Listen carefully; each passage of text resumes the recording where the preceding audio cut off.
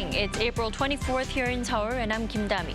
We begin with these stories making the headlines at this hour, starting with the Yoon-Biden summit scheduled for this week. President Yoon is bound for Washington, D.C. for a sit-down with his American counterpart Joe Biden. North Korean nuclear issues and talks on the supply chain will be among the top agenda items at Wednesday's summit. South Korea has returned Japan to its whitelist for fast-track trade status after 3 years and 7 months. Tokyo is yet to do the same for Seoul. And countries around the world rush to Sudan to evacuate their diplomatic staff and citizens from the war-torn country. But ongoing battles, despite a ceasefire, are making rescue projects more challenging.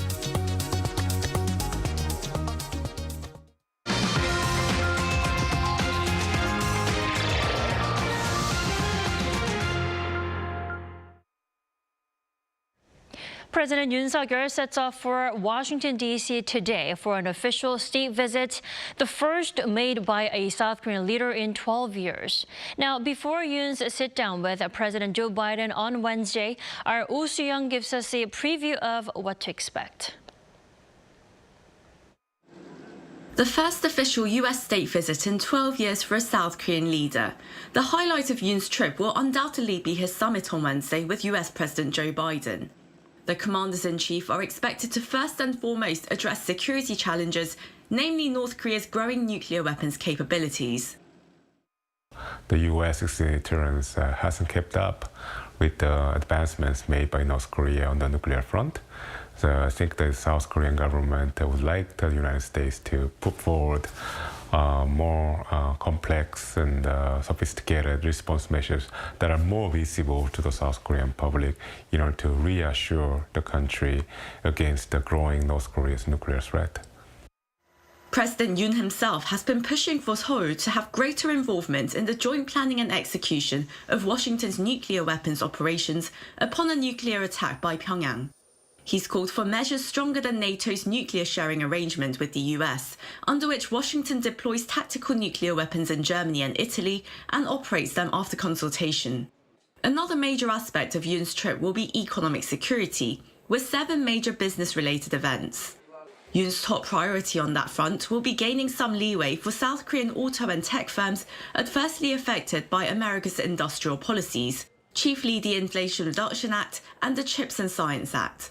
Dubbing himself the country's #1 salesman, Yoon is taking some 122 business people, including the chiefs of Samsung, SK, LG, Lotte and Hyundai, to expand partnerships and investments, particularly in high-tech areas, including the digital sector, biopharmaceuticals, and even media contents.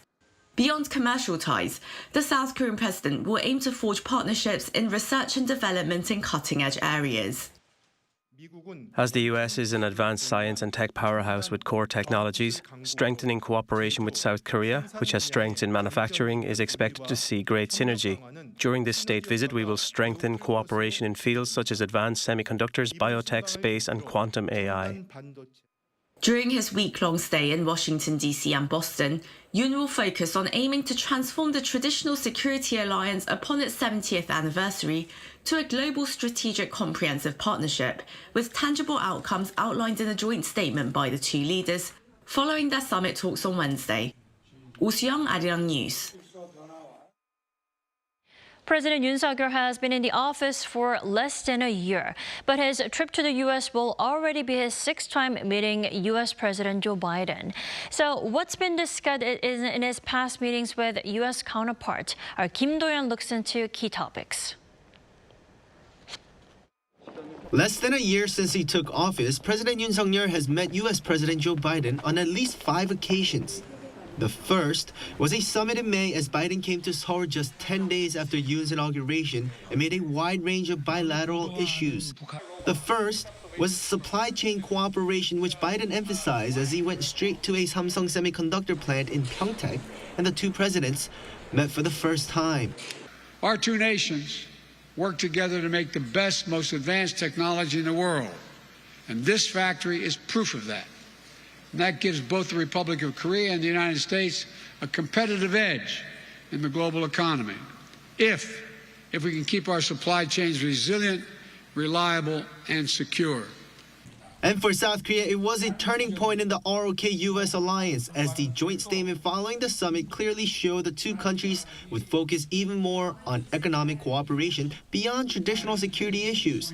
But that wasn't to say security was neglected amid North Korea's growing nuclear and missile threat. The two reaffirmed Washington's extended deterrence commitment to Seoul, which entails a full range of U.S. defense capabilities, including nuclear, conventional, and missile defense. They agreed to reactivate their high-level extended deterrence talks, after which the two sides have bolstered joint military drills and exchanges. Yoon and Biden's second meeting came 1 month later during Yoon's trip to the NATO summit in Madrid. Joined by Japanese Prime Minister Fumio Kishida, the three discussed North Korea's increasing missile provocations and agreed to strengthen joint defense measures. Yoon and Biden also had a chance to meet on the sidelines of Phnom Penh ASEAN Summit. Their third meeting in November came after South Korea voiced concerns over the U.S. Inflation Reduction Act, which put Korean automakers at a disadvantage in the American market. That said, Yoon relayed his concerns to Biden during their almost hour-long meeting. Other brief tete-a-tetes took place in London during Queen Elizabeth II's funeral and the UN General Assembly. As the two are now very well acquainted, Seoul's top office says Yoon's state visit to D.C. will be able to expand the strategic bilateral partnership even further. Kim Do-yeon, Arirang News.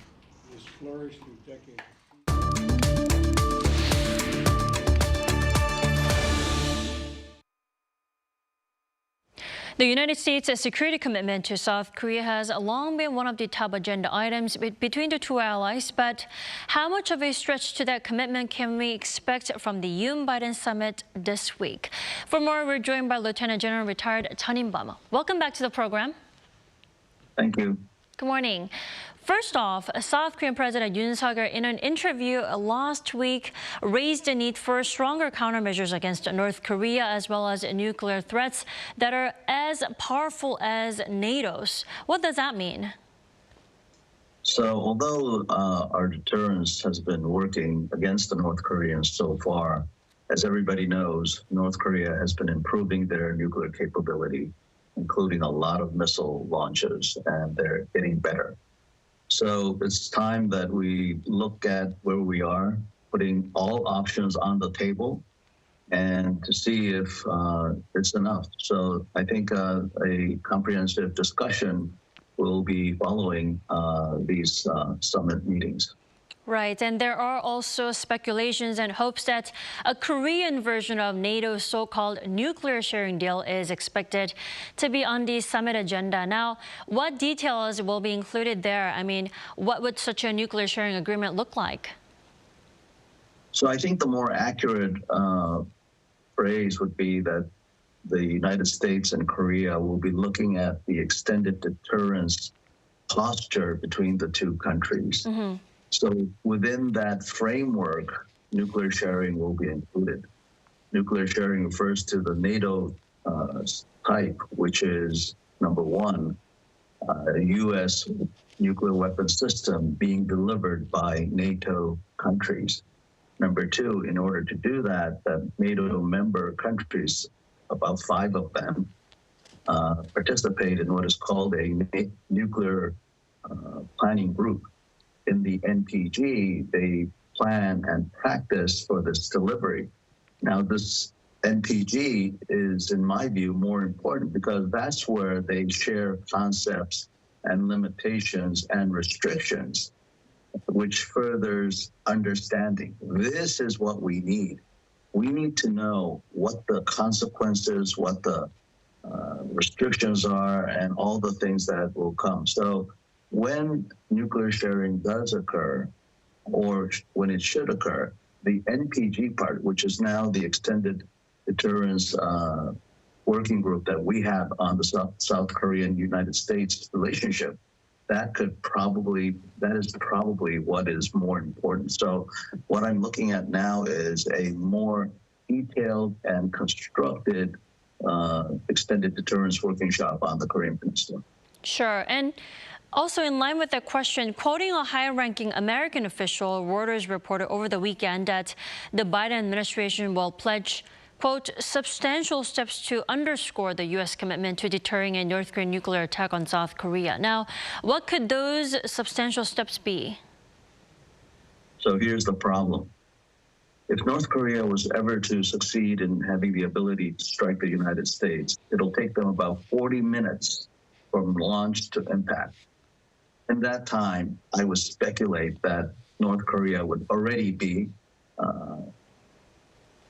seeing a United States reaction. In other words, even before the North Korean missile hit a U.S. city, North Korea, Pyongyang would probably be bombed. On the Korean Peninsula, we have 3 minutes. So there's no time for even to think about what are the responses will be. So this is a big difference between where you're sitting, whether you're sitting in Washington or Seoul. So what might be substantial in the eyes of the Americans might not be substantial in the eyes of the Koreans. So this is the gap that the two nations must understand and try to narrow as much as possible.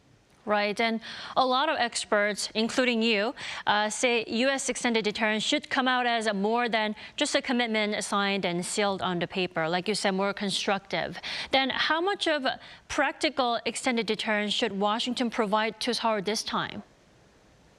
Well, actually, I'm pretty comfortable with what I'm seeing right now. Number one, what I'm seeing is a strong wording, simple but very strong, which is end of the regime. I hope North Korea knows what this means. And so if North Korea uses nuclear weapons, it'll be the end of the regime. The United States, unfortunately, has not been using this phrase, and I really feel comfortable with that. Secondly, every time North Korea fires off a missile, the United States has shown their resolve and capability by sending B-1s and B-2s. So now we've had so many of them, we feel, that's another practice run. But again, it shows the will of the United States and the capability of the alliance to conduct these kind of counteroffensive actions. So right now we're pretty good. But still, there are things that we need to talk about. And the real important thing is, does North Korea believe that the United States is cruel enough to kill women and children? I see. All right, we'll keep an close eye on the summit, especially on that so-called nuclear sharing and also the extended version of extended deterrence from Washington to Seoul. All right, thank you so much for your time and insight this morning. Thank you.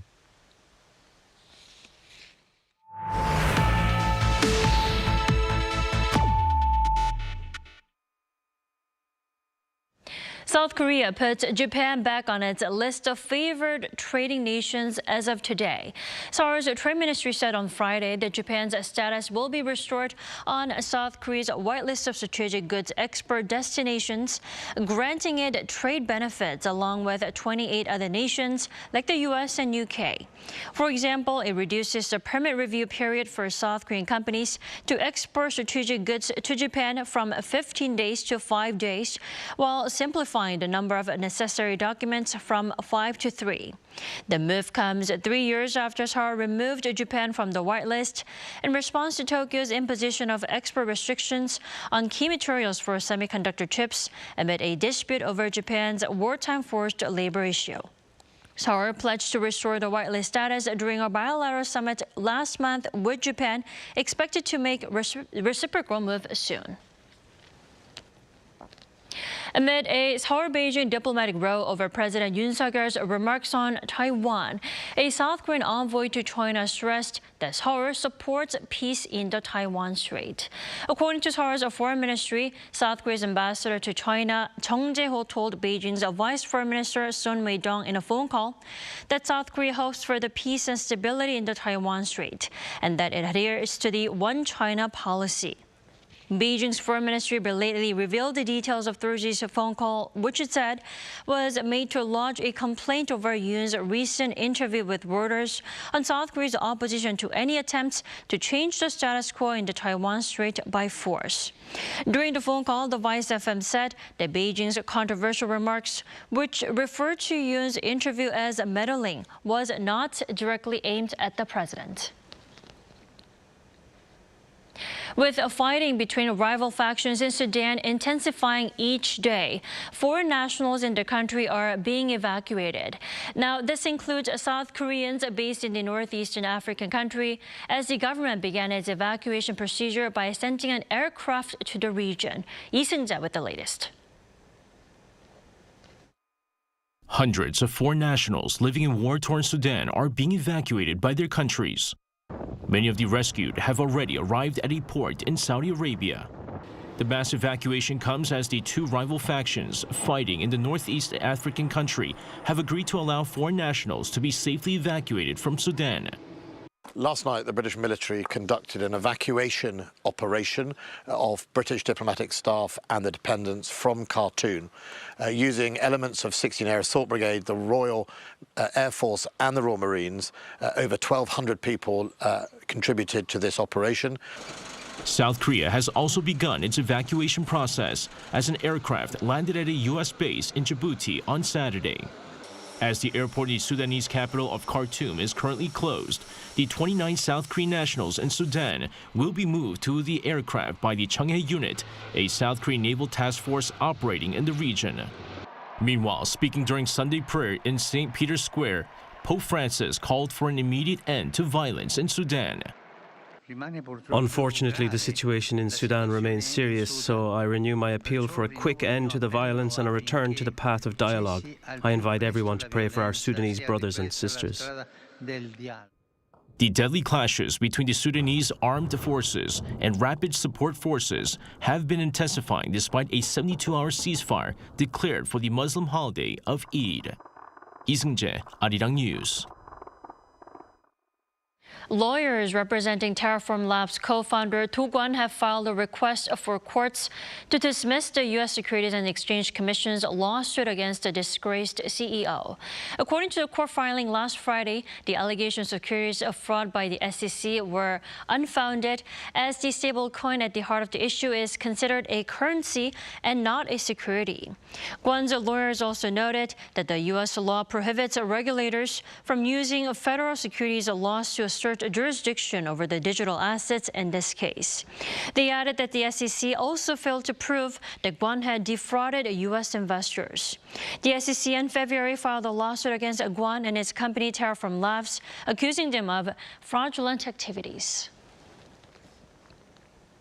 The South Korean government and the ruling People Power Party on Sunday announced relief measures to help the victims of real estate rental scams sweeping across South Korea. A temporary special law will give priority purchasing rights for affected properties, tax cuts, and loan support for the victims. The Korea Land and Housing Corporation can also use priority purchasing rights to turn affected properties into public housing for victims. Also beginning today, victims who receive loans from commercial banks to pay for housing can switch to lower interest loans.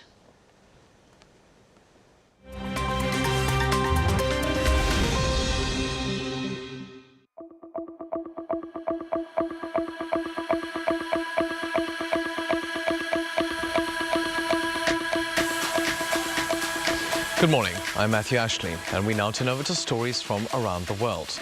We begin in Kenya, where 47 bodies, including those of children, were discovered over the weekend amid an investigation into a Christian cult. Now, the bodies were buried in shallow graves on private land owned by a pastor close to the coastal town of Malindi. The number of dead is expected to rise, as authorities say up to 58 graves have been found in the area. The grim discovery comes after authorities last week rescued 15 emaciated people from the Good News International Church. 4 of them died shortly after. The victims had reportedly been told by their pastor that they would be able to meet Jesus if they starved themselves. The pastor is in police custody and has been arrested already twice before on charges related to the deaths of children, but was released on bail both times. Now, the pastor has denied any wrongdoing and insists that he shut down his church in 2019. Moving over to the UK now, it was an ending that was fit for Hollywood at the racecourse ground on Saturday evening local time when Wrexham AFC came from behind to beat Boreham Wood 3-1 and secure promotion to the Football League. The promotion means that Wrexham will compete in a tougher League Two next season. It's the fourth tier of the English Football League and 3 promotions away from the English Premier League. The team had previously struggled in the 5th tier, spending 15 years in the National League. But Wrexham's fortunes have changed since being taken over by Hollywood actors Ryan Reynolds and Rob McElhenney in 2021. Now from New York and London to Peru, activists around the world rallied over the weekend to mark Earth Day. For 5 hours on Saturday, New York banned cars from 31 locations in the city. Meanwhile, in London, activists from the Extinction Rebellion group started a 4-day action on Friday called The Big One. It gathered people from all movements to protest climate action in front of the Houses of Parliament. Held every April 22nd, Earth Day aims to demonstrate support for environmental protection. The rallies come amid weeks of extreme weather, including heat waves in Thailand and India, and record low levels of snowfall for Europe. And finally, from Harry Potter wands to Star Wars costumes, a collection of over 100 years' worth of iconic Hollywood items went under the hammer over the weekend. Around 1,400 props were in the 2-day auction organized by Julian's Auctions in Beverly Hills. These included the hoverboard from Back to the Future, as well as items from the 1917 film Cleopatra. But the main feature of the auction was the iconic 3-piece white suit worn by actor John Travolta in the movie Saturday Night Fever. Now, this sold for $260,000 and is one of the only 2 known suits that were used in the movie's production.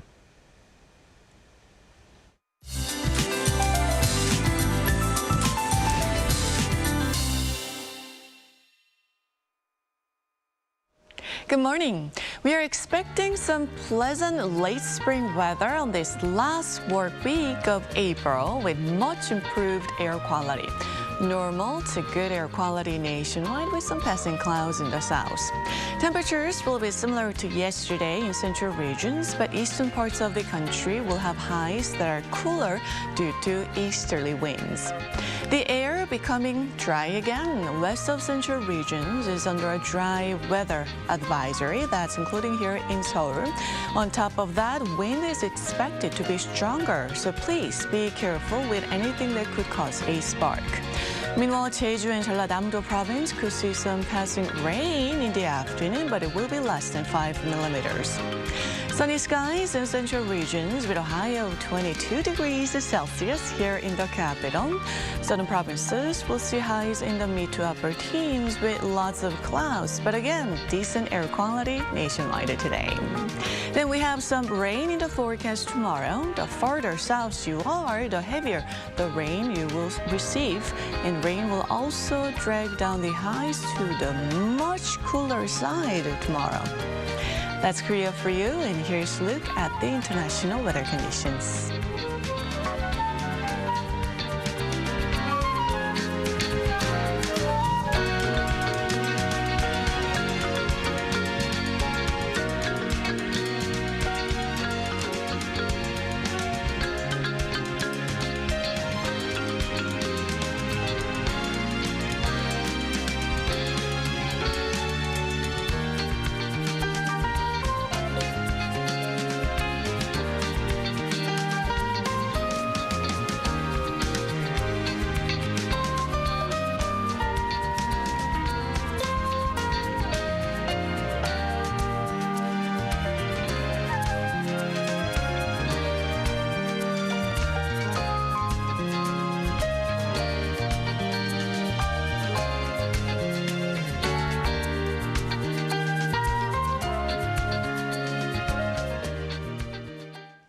That is all we have for today's New Day at Arirang. Thanks for watching.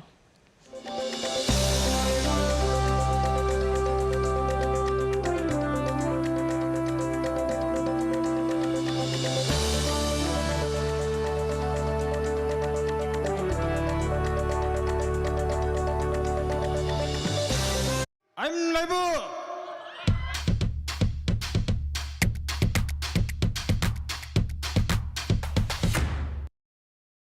저를 도와주시는 분들이 저희와 함께 해주시는 세션분들 아무리 봐도 없지.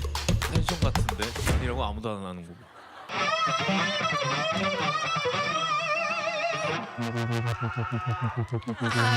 좋아요.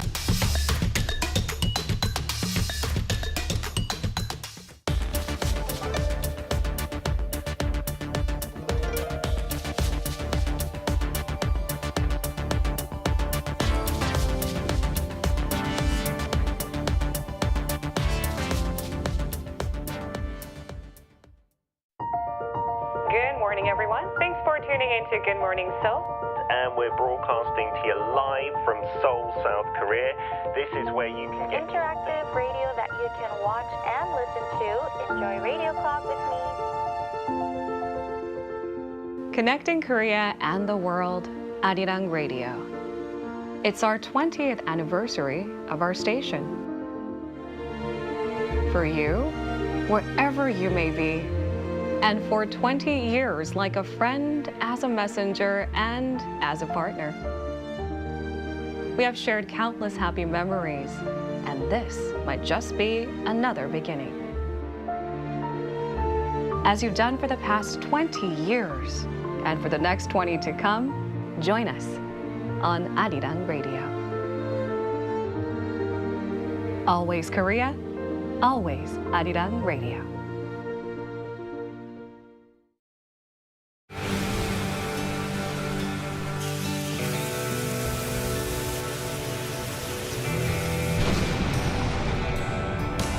Busan, Korea is already reaching the entire world, like ocean waves that travel far and wide. It's Busan, the perfect World Expo city, transforming our world, navigating toward a better future.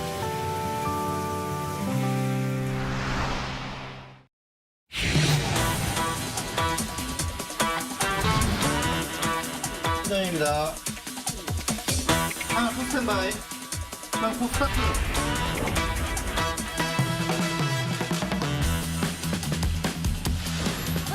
to Secret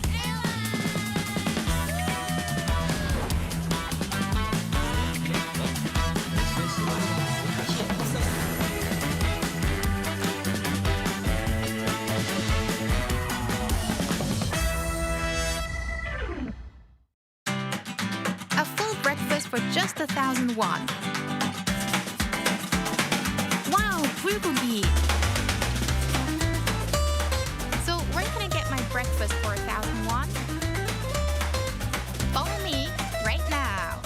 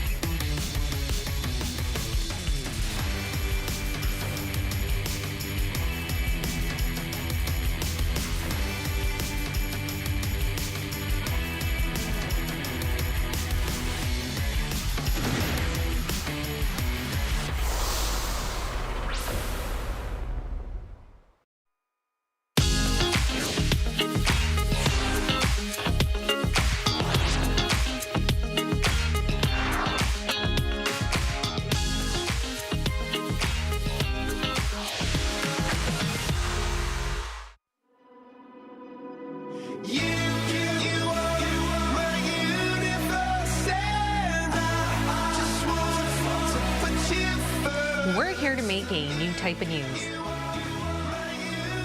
New insights, new styles, and new topics every day. We are News Generation. Making news just for you. It's April 24th here in Seoul. I'm Yoon, and this is News Generation, where we make the news at Arirang's very own open studio. Every morning, we'll discuss the top issues and latest current affairs affecting people in their 20s and 30s. Joining me in the studio is Cheska Dainhong. Happy Monday, everyone. Happy Monday. And Walter Lee. Lovely to be here. And both are here to speak on behalf of people in their 20s and 30s. We're going to start off with our news feed as usual, a news feed which covers different hashtags and news items that have been trending on social media over the past 24 hours. Now, the first one is the National Assembly Budget Office on Sunday found that people in South Korea worked an average of 1,915 hours in 2021. That was the fourth highest in the OECD. Mexico topped the list with over 2,100. Costa Rica came next with a little over 2,000 hours. The next item is BTS member Suga. He recorded the biggest first-day album sales of any K-pop artist with his solo album D-Day. The music industry on Saturday said Suga's latest album sold more than 1.07 million copies on the first day. Now, this surpassed what his BTS colleague Jimin achieved last month with his solo Face. Korean Women's Development Institute found in a survey that only a little over 11% of individuals correctly understood the definition of domestic violence.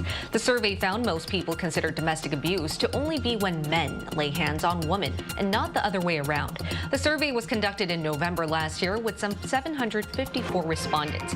Now, let's take a closer look at the third news item. So most respondents only considered husbands hurting their wives as domestic violence. But according to the Domestic Violence Punishment Act, domestic violence is any abusive act between family members, including violence against one's husband, children, and even siblings. The Korea Family Law Counseling Center in 2018 even found that out of 324 domestic violence perpetrators, 21% were female. Now, here in the studio, Walter, were you well aware that domestic violence includes when wives or females hurt their husband or male counterparts? Yeah, so actually I studied criminology as my degree, and therefore we heard about this subject quite a lot. And yes, the most cases are when male attacks a female or a male attacks the children, etc. But there are many cases out there that are unreported of female attacking the male or the spouse, the female spouse attacking the male spouse. Now, there are many reasons why we don't, or males do not report this. Some are traditional, like people don't want to know that their wives are beating up their husbands. It's, I guess, demasculate, like it makes them feel less of a man. Therefore, they don't want to tell anybody, and therefore this is why we have such a low statistic. Right. I guess most people would ask the question, why don't you leave a domestic violence situation? However, it's a lot more difficult than that. So a lot of people love their spouse. A lot of people think what they're doing is normal because it's maybe something that they grew up in. But unfortunately, it's not. And if you or anyone you know is in this situation, professional help needs to be applied straight away. And you know what breaks my heart whenever I hear of any abusive act being held is actually the victims feel ashamed of what they're going through. Absolutely. It's never the perpetrators or assailants. It's always the victims, right? But that shouldn't be the case. And another reason that's deeply associated with domestic violence is drinking matters. And I would like to hear your thoughts on this, Cheska. What do you think about domestic violence, and what's your stance on this matter? Absolutely. There are some counseling options that are available, funded and operated by the government, but there are still so many domestic violence that are happening behind closed doors that there should be an increase of these public services available to people. And as Yeon, you rightfully mentioned, there are many other clinical disorders or conditions that can be associated with the assailant. So always seek professional help, not just for yourself, but more for the assailant. And also, violence has rippling effect. So it not only affects your children, but also your life outside. So definitely seeking professional help is incredibly important because any form of violence is a crime. It is a crime, and that was our news feed for this Monday. We're now going to move on to today's discussion topic. Just last week, South Korea saw yet another K-pop star take his own life, and Moonbin, member of the boy band Astro, took his own life only at the age of 25. Now, Moonbin's death brought to surface the immense stress and depression many K-pop stars actually have to go through on a daily basis, and that's why today we're going to be talking about youth depression, an ongoing societal issue that needs more action here in Korea and around the world. Emotions are contagious. That's why psychologists say we must be on the lookout for copycat suicide cases following high-profile deaths. Experts explained young people tend to identify closely with celebrities they respect or admire. But once their favorite celebrity chooses to take his or her own life, young fans feel like they've lost a part of their identity and feel insignificant and helpless. It's not just celebrities, though. Watching news on similar-aged people taking their own lives can take a toll on one's mental health. Recently, we've seen local headlines covering one youth suicide after another. One teen threw herself off a 19-story building while streaming live on social media. A man in his 20s and a woman in her 30s killed themselves after losing all the money they put into Jeonse deposits. South Korea has long been notorious for having the highest suicide rates among all OECD countries. That's why NewsGen aims to look for answers to 3 questions. 1. Why are we still seeing a high suicide rate in Korea? 2. The country is especially seeing many young people take their own lives. Why and how can this be prevented? 3. What are some efforts being made at the moment and how can they be improved?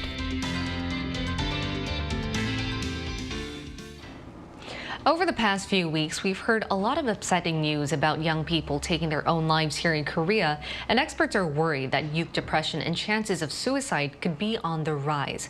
So let's first look back at the reality that has made many depressed. Cheska? Absolutely. Now, I think the COVID pandemic definitely served as a catalyst to bring this issue to surface, but depression among the youth generation has always been a growing concern. As we saw in the VCR today, just this week, we had 3 separate accounts of teenagers committed suicide on a death leap. And of course, the Jeonse fraud and the socio-economic situations, such as group bullying in a corporate, pushed some of these young people over the brink, causing irrevocable and very unfortunate death.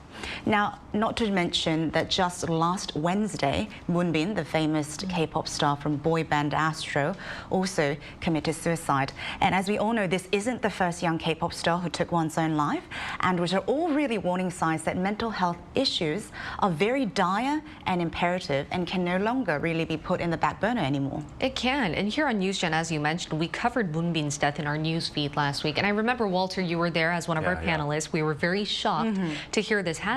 And while it's not the first time to see a K-pop star take his or her own life, it's very hard every single time we hear about it. But why do you think Moonbin's death in particular shook us so much? I think it was probably the popularity of Moonbin himself and also his age. A lot of people point to the age, especially when they're in their 20s. Moonbin was 25. He was all over TV. But as Cheska mentioned, it's not the first time, and it's hopefully going to be the last time, but we don't know. Like, example, Seoul, she was 25. Guhara, 28. Jung Hyun-hee was 27. And also recently, an actress model by the name of Jung Chae-yul was 26. Now, this is very shocking numbers as they're all in their mid-20s. Waves of condolences came from not just Korean fans, but international fans from Moonbin. And obviously, people were devastated, and rightly so. And as I mentioned on Friday, choosing to end one's own life isn't easy. It takes a lot of pain, it takes a lot of hurt, and all they want to do is stop the pain. And though we see the smiles on these K-pop idols' faces, it's sometimes a different story behind the mask.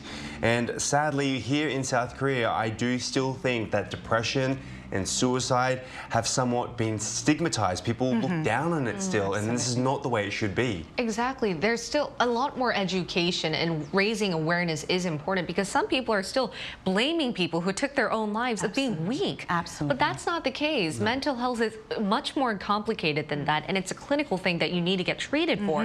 And that's why Moonbin's sudden death brought more light to the growing number of young people suffering from depression. Absolutely. So tell us more about this, Cheska. Absolutely. So again, this is a growing concern among our generation. As data shows, there was a huge spike, especially 20s and 30s, post-COVID, being treated for depression and anxiety. And according to Health Insurance Review and Assessment Service, between the 5 years, from 2017 to 2021, the number of patients in the 20s skyrocketed to, hear this, 128%. Wow. This is the highest spike among all age groups, closely followed by the 30s.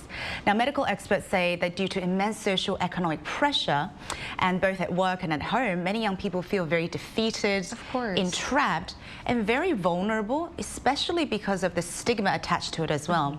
Now, in South Korea, I think people see depression more as a lack of willpower or a matter of vulnerability rather than a clinically identified disorder that needs quick treatment, early diagnosis, and a series of help. And this snowballs into severe depression and eventually unfortunate circumstances such as this. Definitely, you mentioned really good points there, and experts are actually quite afraid that the line of suicide effects can actually cause the Werther effect, and that's aka copycat suicide. Exactly, yeah. Because this effect was first scientifically explained in the 1970s, and experts found a correlation between a growing number of suicide cases after media reports. And what are your thoughts on this, Cheska? You know, this is a very interesting topic because the CDC actually claims that as of now, the Gen Z, the second highest reason for death, is suicide, which means that this age group is very vulnerable to what happens around them, whether it's close friends or family, or as you mentioned, Werther effect, even role models. But Werther effect isn't just limited to role models. Actually, just a week ago, as you saw in the VCR, a teenager, viral footage on social media of the process of the suicide, which left comments of trauma and, you know, these vivid images being ingrained in people's mind. So these potentially dire consequences could instigate a certain behavior. However, I want to make a very clear distinction here that experts say that an open and honest discussion about suicide has absolutely no effect on instigating these behaviors. It's the more viral images and very vivid discussions on social media that could potentially have this effect. And thank you for mentioning that point, because that's what we're trying to do on today's episode of News Generation. We're trying to have an open and honest discussion about depression. You shouldn't be ashamed of it. We should be talking about it more to better treat it. And Walter, depression isn't only confined to our national borders, though. You can see youth depression everywhere globally. So what are some young people around the world going through mentally, and how could a famous K-pop star's sudden death, or even just similar-aged youth committing suicide, affect people worldwide? Yeah, well, sadly, as we saw before, South Korea has the highest rate of suicide amongst the OECD countries. I mean, if we take a look at the global scale, 264 million people suffer from depression worldwide, and this is according to the World Health Organization back in 2020. Now, in the US, 17.3 million adults, that's 7.1% of the adult population, have at least one major depressive episode. Adolescents from as early as 12 years old, which is shocking to think. Through to 17 old, they have the highest rate of major depressive episodes with 14.4, and followed by young adults 18 to 25, 13.8%. Now, how old are most K-pop fans? We would put them in that bracket. Now, we can't say the reasons why they did that is because of what's happening with, you know, certain celebrities. There are many different reasons, but yes, it's a scary number, especially starting from the age of 12. I know, that's very shocking. 12, it's such a young age. So we can say we're in a global mental health crisis, as we're seeing 1 in 4 young people worldwide experience depression symptoms. So now let's include a mental health expert to find out what exactly causes this and how we can deal with it.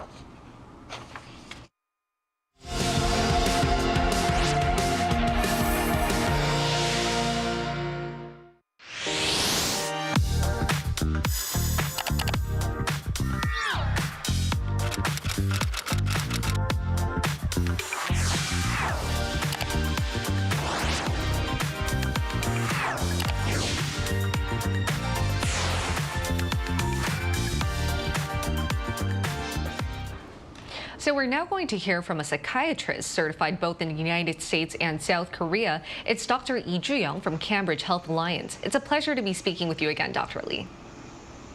Thank you for having me. All right, well, it's great to see you again on our show today. We're going to be talking about a relatively grim and serious matter, youth depression, and we're seeing more of it around the world. So, Dr. Lee, what do you think is causing this spike? Yeah, the rate of youth depression has skyrocketed over the past 10 years. This trend has been also reported in Korea, not just globally. And today, I'll list 3 important factors. First is the thing I already mentioned, the COVID-19 pandemic. So people were isolated and their freedom was limited.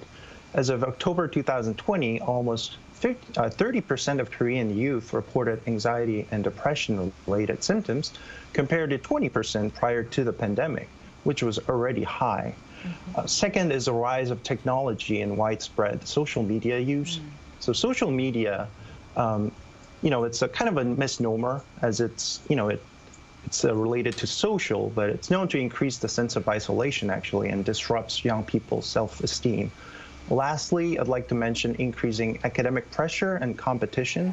So young people are pressured to be perfect in this hyper-competitive society. And this was well portrayed in the Korean TV show, like Sky Castle.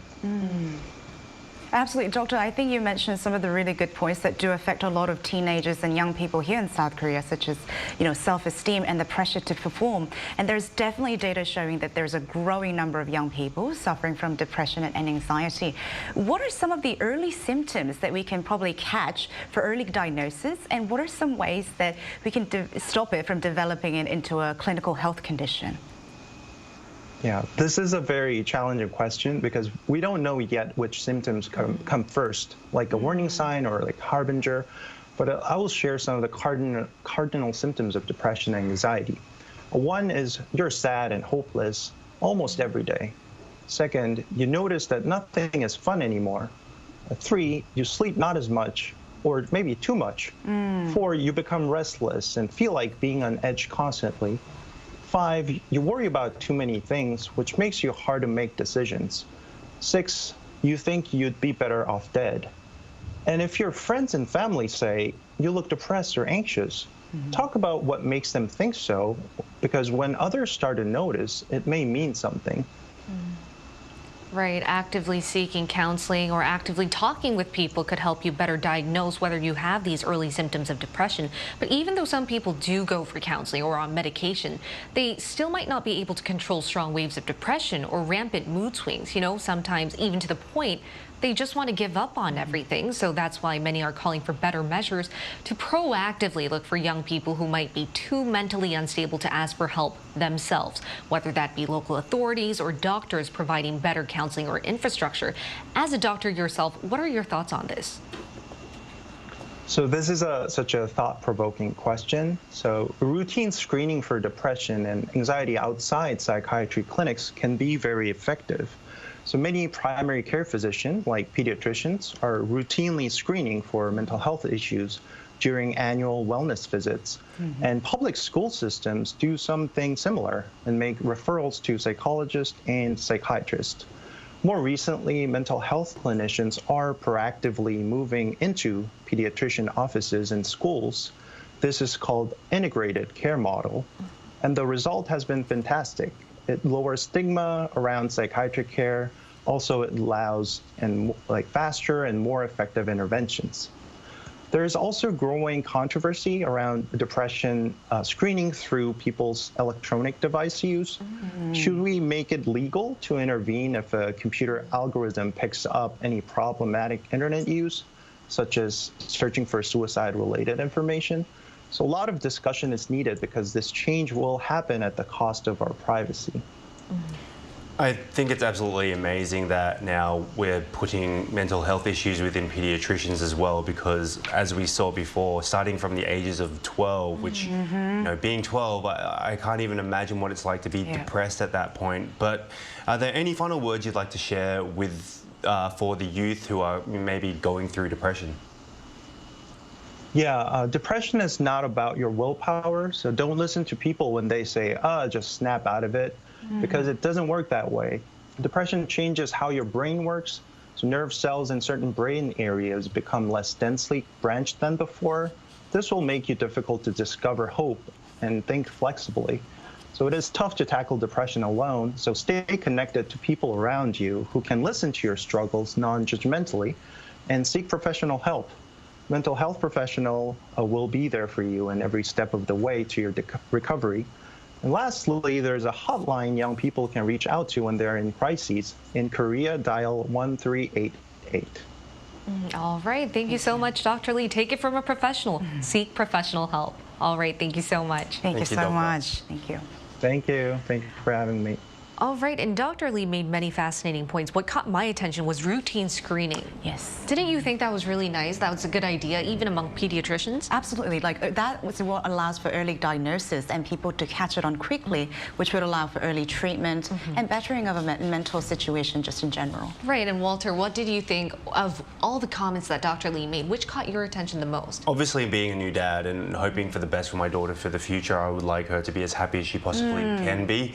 And I hope that, you know, if she is going through a bad time, that she has the professional help that she can get. And I'm very happy that we're now talking about mental health on air, on the news, so more happy forums. today. Exactly. We need more of this. Now, before we continue our talks, though, let's also hear from our global viewers. So we asked whether they had suffered from depression and what helped them recover. So take a look at the screen. Veroka said, I've been suffering from major depression for several years now. Regular exercise and being around friends helps with managing it day to day, but typical treatments such as medication and therapy have done very little to help treat my condition. Cool Yoshi said, I used to have both depression and suicidal thoughts because of my social anxiety and getting bullied. Tara Spell said, I was sexually abused as a child and suffered major depression throughout my teenage years. And what helped me go through this was group therapy sessions with other sexual abuse survivors and realizing I wasn't alone. And before we go on to our final thoughts, I would just like to thank our viewers for being so courageous and brave to be opening up with us. I mean, Dr. Lee, as he mentioned, it's so important to have an honest and open discussion about mental health and bring it out to the surface. Now, before we end up, I would like to ask our panelists for their final thoughts. Mental health is just as important as taking care of your physical body, right, Cheska? Absolutely. I would even go so far as to say it is just as, or sometimes even more, because a lot of the mental conditions that happen do cause rippling effect on the physical conditions as well, and this has been scientifically proven. Now, in South Korea, just over the past 5 years, 1 out of 5 adults have been clinically diagnosed with depression. So you're definitely not alone in this. And according to the WHO, it is clinically identified under the ICD medical code that this medical disorder includes depression and anxiety. So please do not think of it as a lack of willpower or a vulnerability and seek medical help as you would if you have a physical condition. Exactly. And nowadays, thanks to the advancement of internet, you can diagnose yourself online, right? But there are other options out there. I would wonder if you have any tips or advice you'd like to share yourself. Well, first I'd like to say, like, I or the rest of the cast here may not mean something to you. We're just the people on TV, but there are people out there that mean a lot to you and you mean a lot to them. Like, understand that though you may not feel important, or you may feel hopeless, lost, tired, alone, sick of everything and anything, and you don't want to feel anything, but you should really know that you really are important and you are needed, you matter, and you are worth it and you are loved. And you're not alone in this, as Jessica mentioned, and you also make others feel better. So surround yourself with very good people. Get rid of those who give you negative energy, and like we mentioned, being depressed isn't a weakness. It isn't. And seeking professional help isn't anything you should be ashamed of. And if you're having difficulty talking about depression or seeking counseling or trying to seek counseling, try calling 1393 or 157-0199. Now, we'll be here every day from 9:30 a.m. to 10 a.m. Korea time, bringing you more topics that young people are talking about. Special thanks to Cheska Deinhoff. The pleasure was mine. Thank you so much. Thank you so much. And Walter Lee. Lovely to be here. And thank you, everyone, for watching. We'll see you tomorrow. We are News Generation.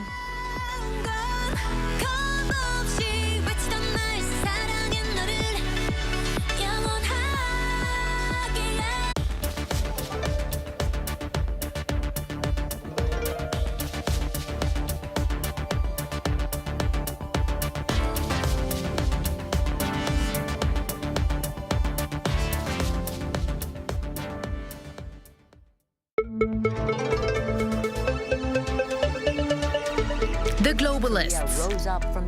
Where does Korea need to go? The Globalists reflect on the lives